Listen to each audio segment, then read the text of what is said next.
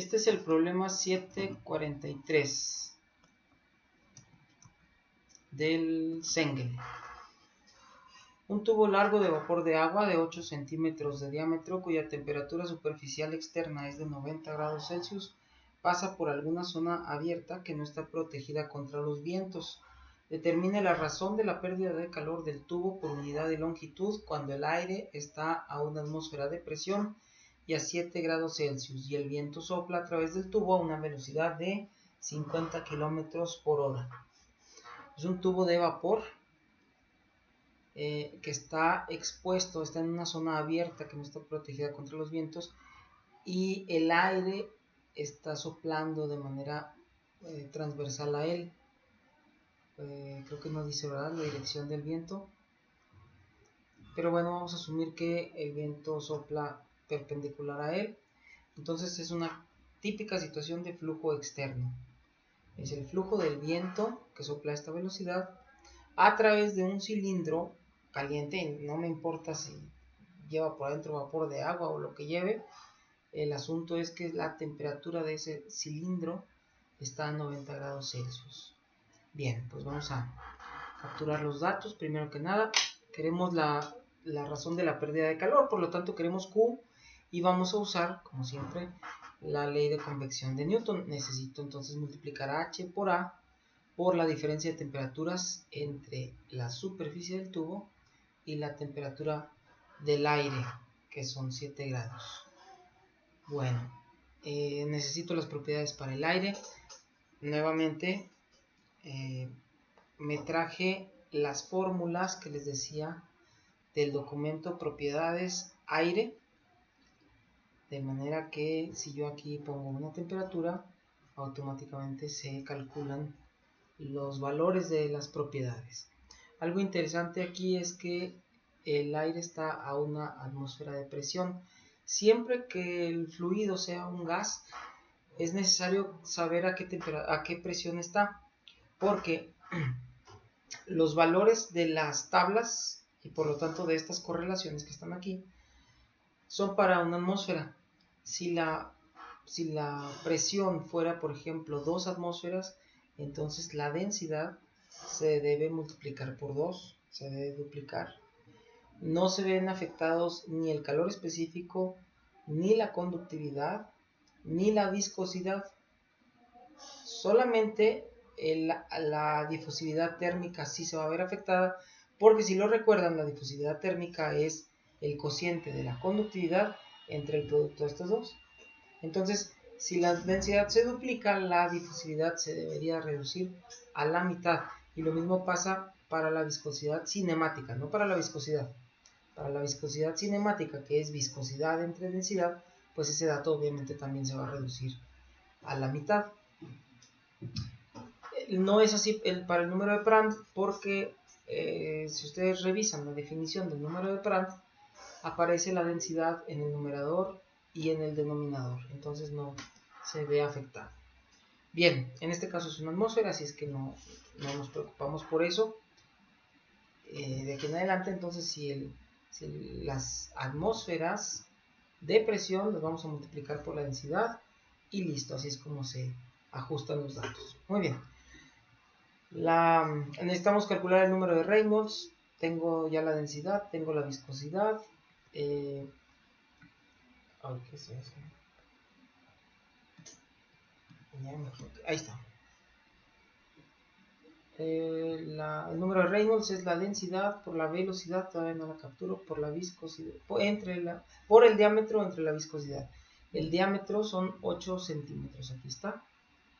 8 centímetros. Me falta la velocidad. La temperatura superficial, aquí está, son 90. La temperatura ambiente son 7. ¿Qué más? La velocidad son 13.8, sí, porque son 50 kilómetros por hora, entonces dividimos 50 kilómetros por hora por 1000 entre 3600, ¿no? Para convertir a metros por segundo. Con esto ya tengo calculado Reynolds. Y fíjense bien, la temperatura que está aquí es el promedio entre 90 y 7, porque para las correlaciones, la correlación que usamos para un cilindro, el libro indica que se deben calcular las propiedades a la temperatura de película, o sea, al promedio entre estas dos. Por eso se calculan las propiedades a 48.5. Aquí está Reynolds, aquí está Prandtl.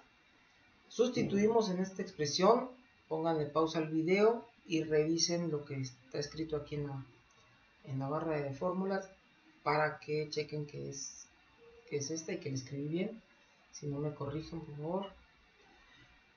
Ya que tengo Nusselt, que vale casi 160, multiplicamos por K y dividimos entre el diámetro, y eso me da H.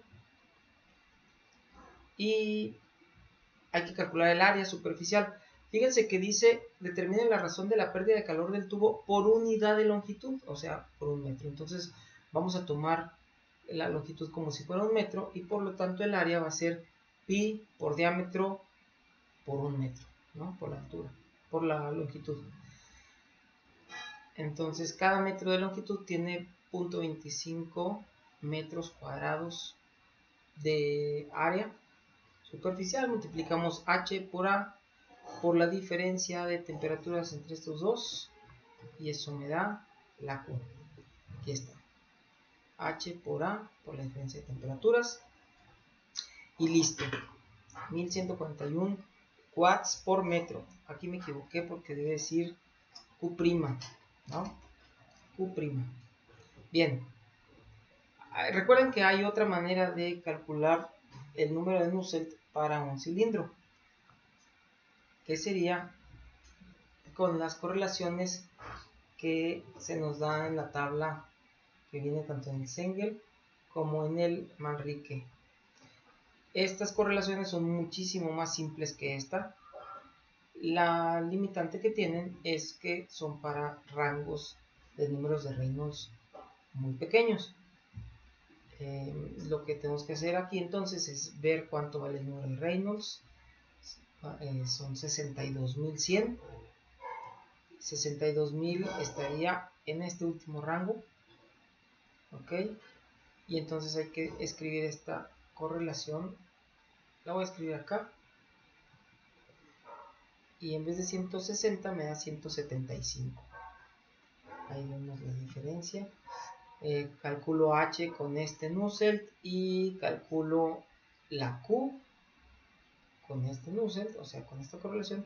Y bueno, ahí tengo las diferencias que se dan. Es una diferencia como del poco menos del 10%.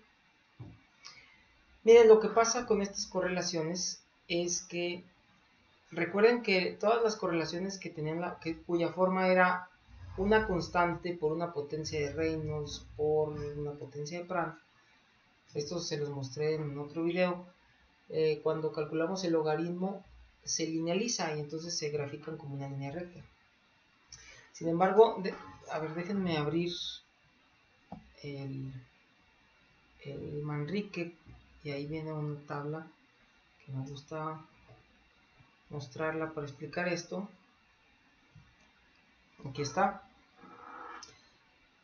Esto que tenemos aquí es el número de Nusselt para diferentes números de Reynolds para el sistema que estamos estudiando, el flujo de aire sobre un tubo. Y lo que podemos ver es que, ojo, la escala ya es logarítmica, entonces esto debería verse como una línea recta, no lo es. Y porque no es recta, por eso la correlación no debe ser una expresión tan simple como estas que tenemos aquí. Debe ser una expresión más compleja, o sea, este monstruo que está acá. Pues bien, si ustedes quieren ajustarle a esto una recta, lo van a poder hacer, solamente que van a hacer 1, 2, 3, 4, 5 rectas más o menos, con diferentes pendientes y con diferentes ordenadas en el origen. La pendiente de la recta, acuérdense que viene siendo el exponente de Reynolds, y por eso lo que tenemos son 5 correlaciones, que equivaldría a eso, a ajustar esta curva por medio de esta curva, ojo, descrita por los datos experimentales. La ajustaríamos con 5 rectas. Como nosotros andamos por acá, por que dijimos 62.000, andamos por acá, entonces por eso estamos usando la última curva, ¿ok? La última recta, perdón.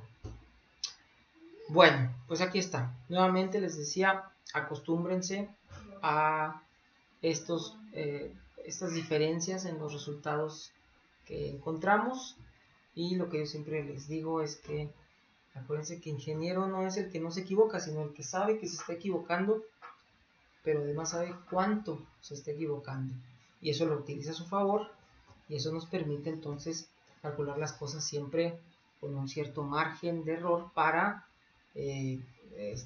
ahorrar costos, o para que la potencia de la bomba que le acoplamos al equipo esté un poco sobrada, etcétera, ¿no? Entonces por eso siempre tenemos que ser conservadores en los cálculos y equivocarnos hacia donde nos convenga. Muy bien, pues ya acabamos. Vamos a hacer otro.